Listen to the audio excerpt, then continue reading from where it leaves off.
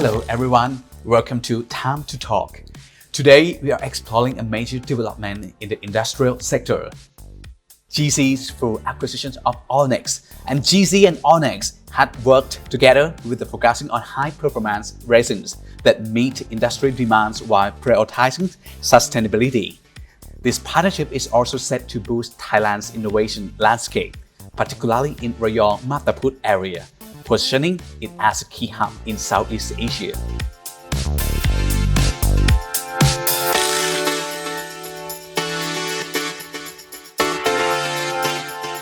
Here we go, fellows. Joining us today and sitting next to me to talk about the very exciting collaborations of a big company, Allnex. Here it is, Mr. Miguel Mantas. Am I right? Am I pronouncing You are perfect. Yes. Okay, the CEO of Allnex. A pleasure to meet you. Sawasdee krap. Sawadee krap. Krap, sir. How are you doing? I'm doing fine. So, Perfect. Okay. Yes. How long have you been here in Thailand? Well, now this week we have just arrived on the weekend and have been busy in meetings. Okay, but for a couple past year. I have been in Thailand multiple times. Actually, I was even based for some years of my life in Southeast Asia. And of course, at that time, we had a lot of business that was common to the ASEAN region, and I would come to Thailand frequently. So, first of all, Mr. Miguel, could you please bring us back to see your journey? Tell us about what that exactly Allnex do, Okay. and how your products can impact Thai people or even people's life. That's an easy picture that I can draw. What we do, and this will in the beginning not really mean a lot to anyone, is so-called industrial coating resins. It's about 85% of our business. Coating resin. Industrial coating resins. Industrial Now, coating resin. think of it this way. Around us in our daily lives, we are surrounded by long-lasting objects, cars, furniture, appliances, anything that we use on our day-to-day life. These objects have some coating on them. In the car, it's easy to see. You normally perceive it as the color, but it is really a complex set of products that protect the car from scratches, from corrosion, from the influences of the rain falling on the car, or from the weather, the hot sun and the UV light falling on the car. These coatings are therefore essential for anything that we use that is made out of metal, out of wood, out of polymers and plastics, or out of glass. And they need to be coated so that they can last the way you like them for a long time. Now, what is a coating? A coating is basically a formulation of polymers that are designed for that particular purpose you want, for example, to prevent corrosion, with some pigment that gives it the color red or the color blue, some additives for processing, and then maybe for application they are diluted in water or diluted in a solvent, or they are a powder that gets applied through heat. So we are the largest producer of industrial coating resins. Okay. We have about 10% market share worldwide, and we sell into all these applications that I have just mentioned to you, that then get formulated by companies that do that coating formulation. But the essential property of the coating comes really from the resin, from these polymers that are very different types of chemistries that are necessary, for example, specifically for coating wood, specifically for coating metal, or something like that. Okay, I can feel the complexity. It is very complex. It's kind of advanced technology. Yes. Is in chemical terms. Absolutely. Okay, and you've been doing this for how many years? Well, Allnex is a company that was started in 2013, and it became a new name, but aggregated previous businesses from a lot of numerous very famous chemical companies, like pieces of Akzo Nobel, of Hoechst, of Cytec, of Bayer, that were bought over the years and combined by a private equity investor into that company. Okay. And that company was then sold Okay. to PTTGC at the end of 2021. And here we are now as a member of the GC family. Okay, talk about GC. So how does Allnex can align or enhance GC, your parent's company strategy, in terms of high value and low carbon portfolio? Well, I think that the desire of GC was really to look for a company whose business was already something that included a lot of know-how, a lot of specialty, a lot of technology that could provide in a value chain a much higher value than a typical more commodity type of chemical. So we are in that field. We are clearly a specialty chemical organization, and because of the nature of our processes, what we do is, with a lot of know-how, combine many different raw materials without using a lot of high temperatures or also high pressures in the production process. So our own CO2 footprint is disproportionately smaller than a big portion of the product portfolio of GC. Because of course they have processes that require much more heat, much more pressure to convert hydrocarbons to the products that are made there. We, on the other hand, just take a lot of those things, mix them with, some of my colleagues like to say, low temperature, long cooking, and create something that is tailor-made for providing certain characteristics that create those protections for the objects that they're supposed to coat. Okay, so you balance GC portfolio so they can meet or they reach their goal in carbon neutrality. I think that we contribute very much to that.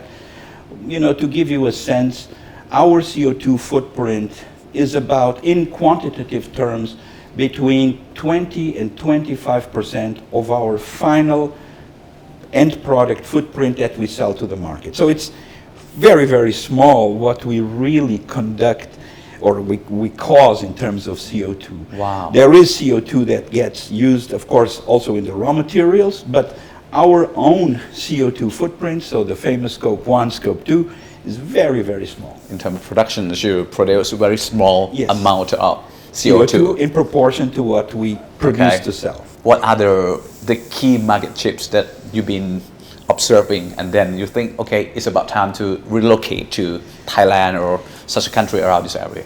We actually have been in Southeast Asia for a long time. So these heritage companies that are our ancestors, if you want, have started to produce in Southeast Asia, and sometimes already in the 1950s, in the 1960s. And I, by coincidence, have been attending actually in 1996 the inauguration of our plant in Rayong. It was a different company at the time, but I was a guest at that inauguration back in 1996, so almost 30 years ago. So you know about GC before? I know, of course, about GC, but at the time we had no connection to GC. Okay.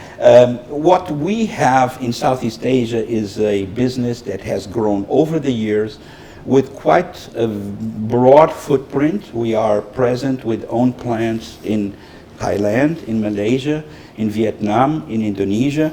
We also have a joint venture here in Thailand separately from our business, and it is quite a significant business for us with all these productions and the market shares that we have. We have, of course, also today a situation where Southeast Asia continues to grow based on demographics and, of course, based on urbanization. There are certain products that get higher demand. Household appliances keep growing, for example. Also the use of vehicles keeps growing. And we are, of course, close to all our markets. We have around the world, just to give you a contrast, we have 35 plants around the world. So we are in all the relevant industrial markets. Southeast Asia is one of the very relevant industrial markets. Okay. And how about consumers' attitudes? Because do they know or understand your business? Well, the consumers that are directly involved with our business are businesses themselves. So we do not sell to an end market customer, and the end market customer... You sell to industry. Exactly. So we would go to formulators of coatings or companies that use these resins for other purposes. And they are, of course, experts in their own field and know us very well, being the market leader around the world. Now, the things obviously keep evolving in these markets. There are drivers. One of the drivers, of course, is sustainability. And it's not just really, sometimes people have this notion that sustainability is something that only happens in the most developed or most affluent markets. No. Sustainability is a driver everywhere in the world. Be it a mature economy or be it an emerging economy, I would say more than 70%, maybe even 80% of all our new sales or all our new projects have a sustainability context. Okay. People don't come to Allnex Much or less. just to have some Me Too product or to reduce the cost or something. Of course, we also get these requests, but 70 to 80% is, do you have something that allows me to reduce my CO2 footprint or my eliminate organic emissions or substitute some substance that has become a concern for that company and reduce energy in the application. All of these things get brought to us and we get asked, with all your technologies, all your know-how, what is your proposal? What's your solution? And that typically then ends in a joint project with the customer where our technologists and their technologists will work. In the best cases, it's never less than 6 months. But sometimes it's years until that final product is designed in the way that meets the required. Okay. So there's a lot of preparation, and that preparation involves, of course, periods of time of joint work in developing the final product. So your company must contain so many formulations. Yes. For each industry. Yes. Okay. Could you please tell us, for example? Yes, so of with course. which industry that you come out with? For example, a coating for a car, right? Coating for a car, typically, there are some differences, but typically it involves 4 layers. 4 layers? 4 layers on the car. So when you get the metal coming through the assembly line, passing through the coating section, you have first of all some anti-corrosive layer that gets applied. So you have to spray it. You have to spray, or there is a bath that Okay. the car goes through when there is this, anti-corrosive first layer. And then for good adhesion, there is maybe a primer that gets applied on top of it. And then there is the so-called base coat, which is where the color is, to make it simple. And then there is a transparent protective layer on top, which makes it glossy, but also makes it resistant, so when people scratch or it doesn't really show that much if it's not done really hard. Think about it, we are talking about micron layers. Okay, micron. And micron layers. Very, very small. Very small, that do all of what I just said. Okay. And they have to be applied at really high speeds in the manufacturing lines. So these products have to deliver all of this, and it's hard. So you are talking about projects that may take years to get it exactly right as it is. And of course, we do that. So this would be an example of an industry with very high requirements. There are, of course, simpler things. If we have to coat maybe just a simple piece of wood, maybe that is much more. One-time coating? One-time coating. Just one layer? And maybe the object is not to last forever, just to last for a short time, and therefore requirements are much easier. So that would give you maybe a sense. We have about today, I think, 6,500 products. Oh. So you can imagine how many different requirements can get covered by 6,500 products. And it's always changing. So using that example of the car, think about the new electric vehicles. That is in itself changing the requirements for a car coating. Because of course the part where the batteries will be maybe needs to have a better insulation, or the need for LiDAR and radar and all of those signals to come through the coating into the sensors. needs to work, of course. When the technologies change, Yes. the coating technology as well. has to change as Of well. course, of course. Okay. So the coating of your electric vehicle in different, maybe not in all aspects, but in different aspects will be different from a heritage coating on a different type of car. So could we say that your business dominate the market in terms of your specialty techniques or specialty products that no one can match you? There is nothing that is eternal. Yes, we are the leading company in industrial coating resins, but we are very aware of our very, very good competitors that try to get this position from us. Okay. So we have to continuously be ahead of the game and also innovate to stay ahead of the game. We, of course, as you know, the world is trying to go for net zero. So that means all those coatings, all of these things will have to change in the essence of what they are to reduce that carbon footprint. Okay. And that will be something different from what it is today. Maybe it will include much more recycled raw material. Maybe it will include much more bio raw material. Maybe it will be a coating that is applied using much less energy than is the case today.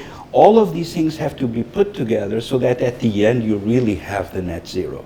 So we are on a long path where we are also not alone. The products include raw materials that have bigger carbon footprints. So we have to work as an ecosystem where our raw material providers and their raw material providers, and that could be, for example, GC or companies of the GC group, where we also already work together, and also our end customers work together to find solutions where we all can contribute to this. If everyone just looks at his own little piece in this chain, it will never work. Okay. So could I say that the key success that makes you remain more competitive or have more advantages is the way that you continue developing your technology? Yes. Into the green way. Yes, more absolutely. and more. Every year we have dozens and dozens of new projects. Okay. Maybe 100. And all of these projects, 70 or 80% of them are some kind of sustainability improvement versus what was being used before. Okay. So more sustained. Yes. Okay. And Yes. then more advancement.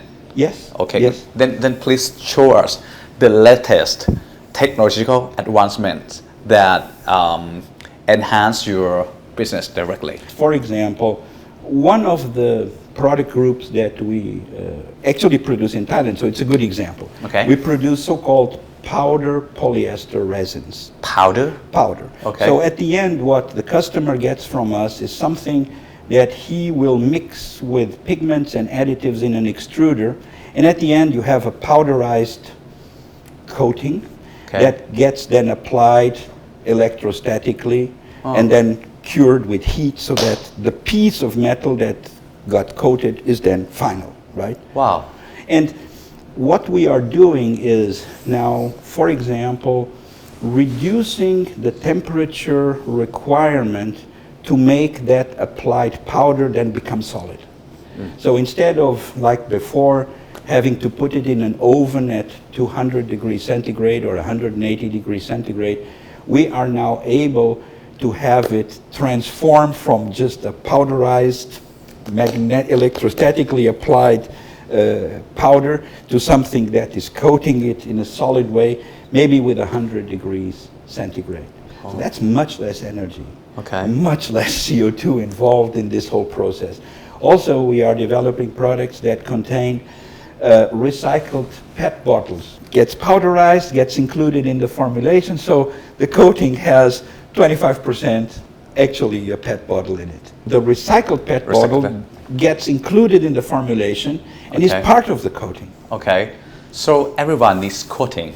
Everyone needs coating, yes. Every business. Every business needs coating. I mean, there's very few things that will survive for a long time if they're not coated. Somehow, forgive me if I'm wrong. Please. It seems like your complex chemical technology, chemical innovations is a bit expensive.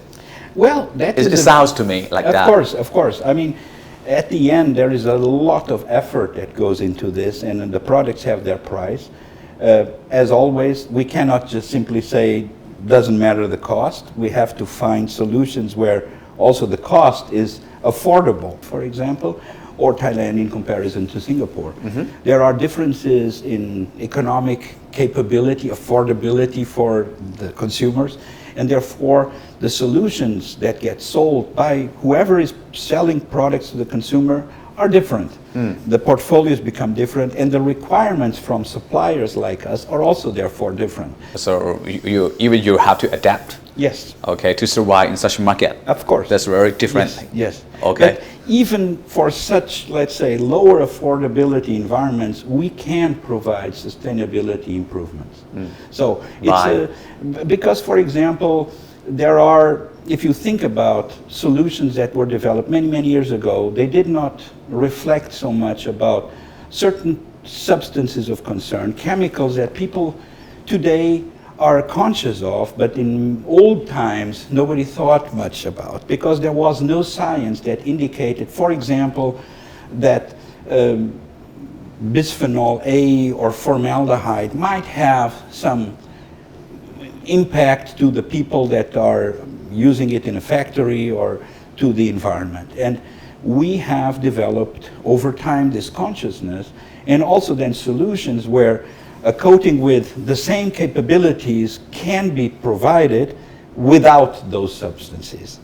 So when those recognitions happen, sometimes voluntarily by the consumers, sometimes through regulation in markets by authorities, we are able to provide then the alternative that steps in for that step up in terms of sustainability and environmental protection. Okay, that's very good. Yeah. What else do you see in this region?